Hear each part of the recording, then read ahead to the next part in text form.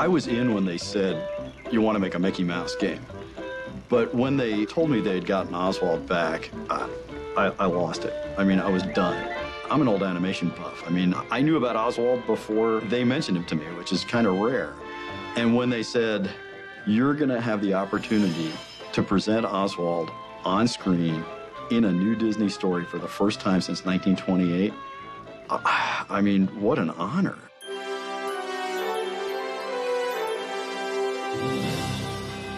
Well, Oswald the Lucky Rabbit was Walt Disney's first cartoon star, and he predates Mickey, of course.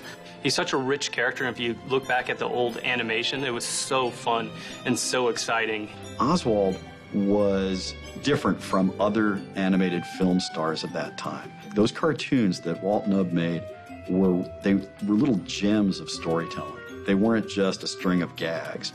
Oswald would fall in love, have to deal with a rival.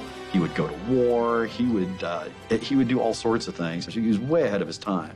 You know, very quickly, the Oswald cartoons became among the most popular silent cartoons of the late 20s. Oswald was a big star.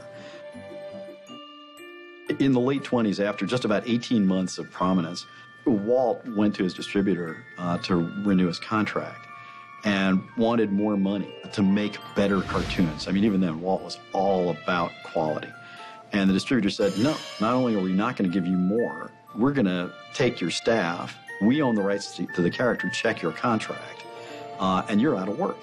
After losing that character, Walt went back to the drawing board, literally, and Mickey Mouse comes into being. And so Mickey Mouse goes down a path of success no one saw coming. Maybe Walt did, but, you know, he is what he is. Everyone on Earth knows who Mickey Mouse is. And Oswald just kind of disappeared. There are all sorts of stories about how Mickey was created, but he was created only because the rights to Oswald had been lost. That's the tragedy of Oswald. He really was poised to be the most successful and popular cartoon star in the world. But Mickey came along, and the rest is history. Oswald came back into the Disney fold in 2006, not to star in Disney Epic Mickey, but rather to serve as a catalyst for the game, because really he was the first forgotten character in Disney history. That's kind of the factual story. The heart of that story, though, is Oswald is Mickey Mouse's older brother. And Oswald looks at Mickey's success and just says, I was famous.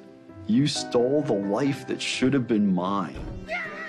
We ran with that idea, not only playing with his kind of sibling rivalry, the forgotten brother, but we also used him as a path for redemption for Mickey in his own arc, finding out that he had family that he had forgotten or didn't even know about, but then also trying to find his way through crafting this relationship once again with this person that he didn't even know was family. He's an emotional touchstone for Mickey, for players. As you see Oswald change in the way he's responding to Mickey because of what the player is doing as Mickey, you can sort of gauge your progress. Oswald ultimately does re-engage with Mickey. Mickey does redeem Oswald, and that growing relationship is a measure of the player's progress. I love Oswald, and I want to make him a hero too. That's, you know, kind of goal 1.5 for this project. I remind people how incredible a character Oswald is and set him up for success as a cartoon star, as a plush toy, you know, you name it. I want Oswald everywhere because he deserves it.